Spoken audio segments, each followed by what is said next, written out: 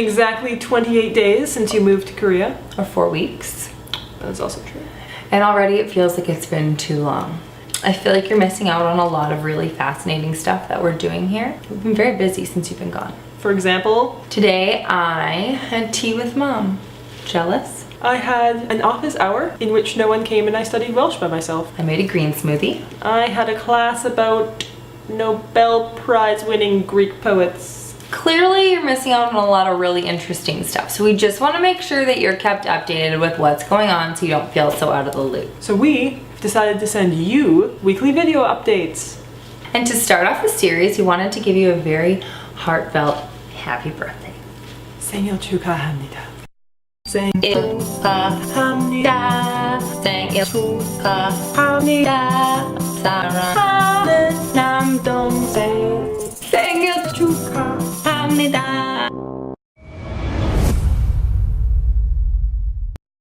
Good morning, Jonathan. As you can see from the fact that I am spinning, I have stolen your wheelie chair. Also, I am presently by myself because Aaron is somewhere. Also, this video comes to you a few days late because we've had a veritable parade of technical difficulties, and by we, I mean myself without Aaron's help. This week I was thinking about what I should talk to you about in this video, and I kind of came to the conclusion I should just talk to you about the same sort of things I'd talk to you about in real life. So there's this 9th or maybe 10th century Anglo-Saxon poem entitled Saturn and Solomon, and before you're bored, wait, because this is fascinating to some people.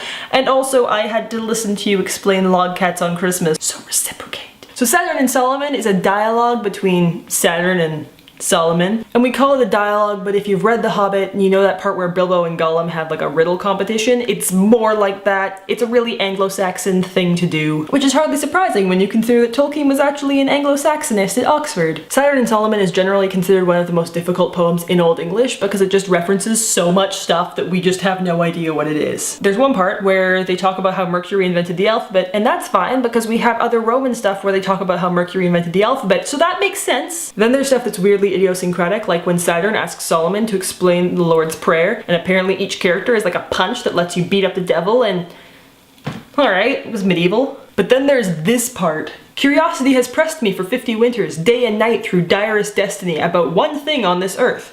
Now, when the eternal ruler allows a wiser man to answer me, the desire to know remains. That is apparently his question?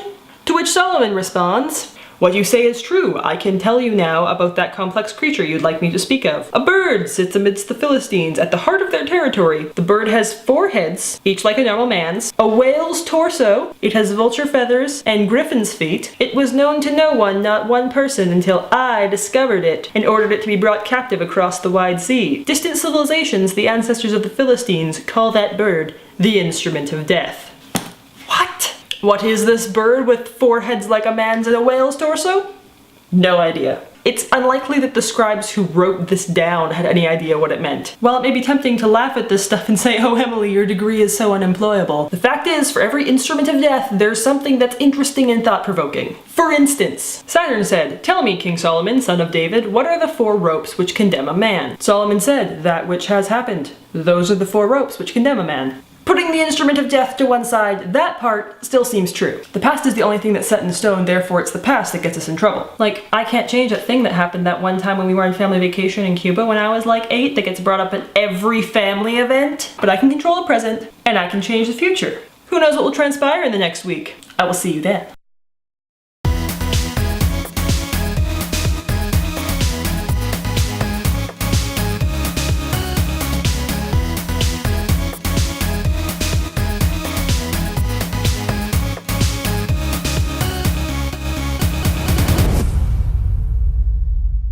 Hello, Jonna. Due to Erin's unavoidable and totally legitimate life circumstances, 2 months have elapsed since our last video. In my defense, it was her turn, but in her defense, as previously mentioned, unavoidable and totally legitimate life circumstances. How about we let bygones be bygones, pretend the last 2 months never happened, and then I'll just man the fort alone until such a time as Erin is able to return to the internet. Today, while I was thinking about you, I was thinking about the last time we were in Korea together, and we were hungry because we didn't eat breakfast, and you said, hey Emily, we should get some kimbap. And I mostly disregarded your advice, ate 2 pieces of your kimbap, and then deep fried chicken, a giant Oreo shaved ice, a Krispy Kreme donut, Joseph Bar, Dippin' Dots, and McDonald's fries. The moral of the story is that even though I ate all of the food I wanted to eat, in the end, I still felt sick. So why did I eat it? Because I am the product of a culture that glorifies pursuing the things that we want. And while we're always pursuing the things that we want, we're not very good at knowing how much of the stuff that we think that we want is actually the stuff that we need. And usually we want a lot more than what we actually need. Then the question is, why is our culture so obsessed with pursuing what we want even though we know it's a bad idea? It made me think about happiness. Because that's what we want, right? We want to be happy, and we think that eating that tub of ice cream is going to make us happy. But at the same time, we know that we're gonna feel sick if we eat that tub of ice cream. But we still let ourselves think that it will make us happy. So I was reflecting on this issue of happiness, and here is the definition that I came up with. Happiness is Thanksgiving. It's when you get the things that you want. And this is interesting because we don't always consciously associate Thanksgiving and happiness. But if you think about it, it's actually kind of true. By extension though, that means that the things that make us happy are an unfortunately strong indicator of what actually matters to us. We have this notion that happiness and fun are these things we need to go seek out. There's regular life, and then there's fun and happiness over here, and you have to leave this regular life in order to go and seek out the fun and happiness that are somehow separate. But even though that's how we tend to conceive of it, I don't think that's how it should be. Rather than seeking out fun and happiness like they're these elusive, externalized things, it makes a lot more sense to just try and find joy as you live your everyday life. What we're essentially saying when we seek out fun and happiness is that we aren't thankful for our normal lives because they aren't good enough and we can't enjoy them. We're always seeking out the things that we want, but like I said before, we want way more than we actually need. And then it makes us feel sick because we weren't supposed to have that much anyways. I think we collectively need to realize that in a lot of cases, the things that we think that we want are only going to make us unhappy. To my American friends celebrating Thanksgiving 6.5 weeks late, maybe instead of seeking out the deep fried chicken, the Oreo shaved ice, the Krispy Kreme donut, the Joseph Bar, the Dippin' Dots, and the McDonald's fries, maybe just eat the kimbap and be happy with that. Because trust me, you will feel so much better. Jono, eat some kimbap for me, and someone, either Aaron or myself, will see you next week. Happy Thursday, J-Town! Look at this actually only 7-day break between video uploads! So it snowed like an inch over the weekend. As you are undoubtedly aware, I am a total wimp when it comes to cold weather. Any temperature anywhere close to 0 results in this layering pattern for the rest of the winter. Snowboarding long underwear underneath t-shirts, usually under hoodies, under jackets. Earlier, I was wandering around the house in my usual long sleeve under short sleeve attire when Mom appeared and strongly recommended that I, quote, stop dressing like the guys from Big Bang, which confused my brain because I don't dress like the guys from Big Bang. Oh, but wait! Mom wasn't talking about that Big Bang. She was talking about this Big Bang. Here's the issue. As long as Mom and I weren't talking about the same Big Bang, any communication on the subject was going to be totally pointless. But the thing is, we both assumed we knew what the other person was talking about. And that's what I want to talk about today. Assumptions. There seems to be a trend in our society. It's like people don't actually want to find out what's right because they just want to have already been right. Basically, we assume we're right, and then if or when we are confronted with evidence to the contrary, rather than reevaluating our position based on new facts, we usually just try to ignore those facts so that we can keep being right. But a lot of times we've based that opinion on like a tweet. Or in other cases, we stake our lives on an opinion that we only hold because we misread something because we didn't take the time to read it carefully. For instance, I spent years thinking that the iron-containing oxygen transport metalloproteins in red blood cells were hemoglobins. Turns out they are hemoglobins, but to this day, I still think that hemoglobins would have been way cooler. We like to talk a lot about scientific knowledge or facts, but the problem is that we as individuals cannot feasibly investigate every piece of information or knowledge that exists in the world. There are 3 or 4 primary methods of acquiring knowledge depending on who you talk to. 1. Observation or experience. 2. Reason or logic. 3. Testimony. And 4. Depending on who you talk to, spiritual revelation. We don't ourselves learn most things through observation or experience, or even reason or logic. We tend to learn most things through option 3, testimony.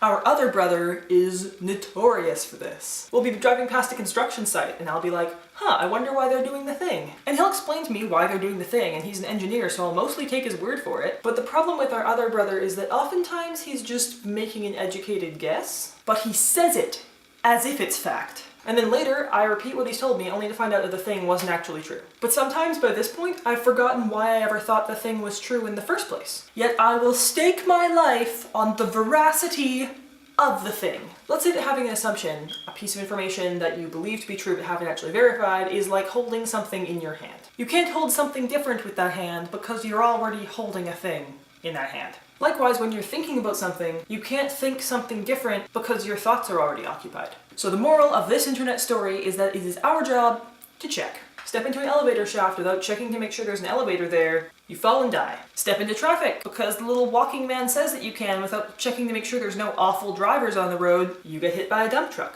But Emily, you say, isn't it the dump truck's fault for hitting you? Isn't it the contractor's fault for making a bad elevator? And yes, that's true as well, but you can't control what the dump truck does or how the elevator is built, but you can control what you yourself do. And considering it's your life at stake, it makes more sense for you to, be careful and care about that life, of which you only have one. Don't assume there are no dump trucks coming. Don't assume the piece of information you're currently holding in your brain is the correct piece of information. Don't assume they're called hemogoblins. It's our job to check everything because when it comes down to it, it's our loss if we're wrong. Assumption and reality are different. So check. Jonathan, I am assuming I will see you in person on December 23rd. Please correct me if I am wrong. Otherwise, I will see you via internet next week. Hey John, it's the time of year again. The time of year when my action figure collection expands. Last week, I was unboxing Mulan and I had a couple thoughts that I thought I would share with you while I unbox Mother Gothel. Here's the thing about my action figure collection. There's a story behind each of them, which means there's the value of the action figure itself, but then there's also the value of the story. To me at least, the value of the story is actually more important than the value of the action figure itself. I don't have an Edward Cullen Ken doll because I'm a giant fan of the Twilight franchise. I have him because he was an unserious gift from a friend, and I display him because when I look at him, I think not about the Twilight franchise, but about the adventures and stories that I have with that friend. I'm a pretty sentimental person, as you well know, and so I love objects that have stories behind them. Now for the hard part. For instance, you are familiar with my guitar, but are you familiar with the gouges all over the back from where Mom hit it with my Hylian shield? Or like, there's our family piano downstairs, which was in perfect condition the whole time it belonged to Grandma and Grandpa, and then as soon as we got it, toddler Erin was just big enough to get her teeth, in here underneath where the keys are, so there's teeth marks all the way along it. Both my guitar and our piano are objectively less valuable now that they've been damaged, but if we're gonna be honest, I like them better that way. The damage from the story makes them more valuable to me specifically because of the story which damaged them. Stories change the value of objects. Like our childhood bakery, their gingerbread men probably objectively aren't actually that good. But when tasted through the lens of nostalgia, literally best gingerbread man ever. Basically, the value of stuff doesn't necessarily come from the value of the stuff itself. The value comes from the story. Like who gave it to you, why they gave it to you, how you got it, and most importantly, what it means. And I think this might be something that's worth keeping in mind this Christmas season. To the average person, I have the most random collection of action figures ever. And now I'm able to add Mother Gothel, which until recently I didn't even know existed as a doll, because most Disney villains don't. So why am I adding her? When I finished my BA, Erin's grad gift to me was to do my hair and makeup for convocation. So I asked her if we could do Elsa's coronation hairstyle, which turned out pretty well, but in the process we had to blow dry. And I don't often blow dry my hair, but when I do, it looks kind of like this. So as Erin's blow drying my hair, she's kind of singing to herself, "Mother knows best," and it's kind of become a running joke between us. Just like we sing the Sisters song for My Christmas whenever we're feeling particularly sisterly, we now sing the Mother Gothel "Mother knows best" song whenever I'm having a bad hair day. That's why I wanted the Mother Gothel doll, because I wanted to be reminded of this relationship and the story that I share with my sister. When I went to get the Mother Gothel doll, the Disney store was actually having a sale on all of their 12-inch classic dolls, so I could get another one for only $4, so I got two. Except there wasn't a second doll that I specifically wanted, so it came down to Aladdin versus Rapunzel. If I got Rapunzel, then I'd have the complete Tangled series, which is exactly why I did not get Rapunzel. I like Tangled well enough, but I'm not a Tangled fan in the proper sense. I've only watched it once, where I watched it with a friend, which is why Flynn Rider also appears in my collection. Literally no relation to why I have Mother Gothel, except for the fact that they coincidentally happen to come from the same movie. In this sense, having the entire Tangled set would kind of give off the wrong impression. So Jonathan, I'm sure you're making lots of valuable stories in Korea as we speak, and if you bring home any cool stuff, I'll expect you to tell me all about it. And now, I get to go through that whole unboxing process again. I cannot for the life of me understand why Disney, of all companies, would make their toys so child-proof. See you next week.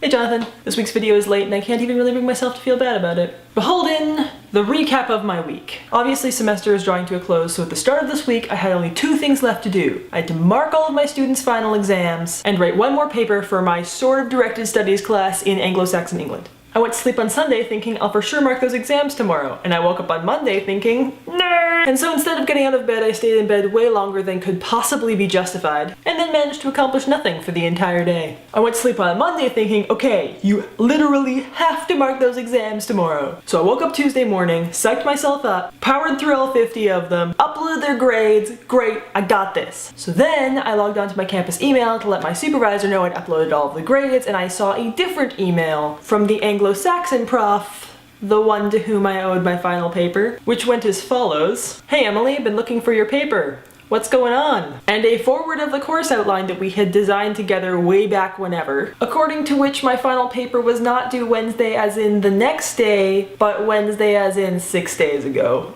The worst part was, it wasn't even like I had a paper to give him. I'd done all the research for the paper, but I had yet to actually write the thing. So I emailed him back being like, sorry, I'm an idiot and now I have no idea what to do. And he said it would be fine if I turned it in tomorrow, as in Wednesday. At this point, my brain is totally fried from marking all the exams, but I also have that internal panic of like, you have to do it, you literally have to do it, so do it, go! So I just transitioned straight into writing this paper on St. Guthlac of Croyland. And it's going pretty well, but a couple hours into the process, I get a phone call from one of my drum kids asking if I'm going to come see his elementary school Christmas performance the next day, because he was playing drums and I promised back in like November that I would, and so I was like, yeah, of course. I ended up working on the Guthlac paper until some ridiculous pre-dawn hour, then went to sleep, woke up, went to his Christmas performance at like 9 a.m, escaped out a back door of the gym the second he was done playing drums, fled back to my house, and continued writing about St. Guthlac of Croyland. Since my Anglo-Saxon prof is kind of old school, I actually couldn't even email my paper to him, so I was hoping to finish writing around 1 p.m. so I could drive up to campus to hand in my paper. This was an overly optimistic goal. Another thing to keep in mind is I'm usually a very concise writer, but ever since grad school, profs are always like, your paper should be around 15 to 20 pages. So inside I'm like, okay, shoot for 14 plus bibliography. So I'm writing on Guthlac, the clock is ticking, and inside the thought that I am internally yelling at myself is just write words. I ended up getting to campus and getting my paper into my prof's box around 4 p.m, but it wasn't that satisfying. If I'd had another few hours, that paper could have been really good, but it's not like I could just pick up all the hours I didn't use on Monday and insert them into Wednesday afternoon when I needed them. Basically, I realized how important it is to hurry during the process. Not like you have to stress rush or anything, but just that you should rush, but calmly, the whole time. I realize it's important to hurry during the process because it's not during the process that you run out of time, it's at the end that you run out of time. Because you wasted time in the process. And if you run out of time at the end, then it means you can't finish it well, and if you don't finish it well, it means the entire project was unsatisfying. I also realized there's a difference between something being easy and something being satisfying. Like Monday was a really easy day because I didn't do anything, but it was in no way satisfying. In contrast, Tuesday I did everything I was supposed to do. I marked all 50 papers, I did a whole bunch of writing on Guthlac. Sure, it was hard, but it was satisfying. When I think about the way that I spend my time, I prefer the days that I clean my entire room to the days that I watch an entire season of Sword Art Online on Netflix. Basically, if it's up to me, which it is, I would rather live a satisfying life than an easy life. Guthlac made me realize that the way to live a satisfying life is to do the things I'm supposed to do on the day I'm supposed to do them. No postponing things, no procrastination. That I need to be diligent in the process even when it feels like there's a whole bunch of time left, because it'll be at the end that I run out of time, and if I run out of time at the end, then the entire project will be unsatisfying, and I will be displeased. In this case, you come back in just a couple days. So if I don't do this video now, I'll run out of time, and then the entire project will be unsatisfying, because you will be here. So there will be no point in putting in the effort to make this video when I could just tell it to you. Jono, I'm sure you've been doing a lot of satisfying things in Korea, not the least of which would be learning Korean, which I know from experience is satisfying but in no way easy. And I will literally see you next week.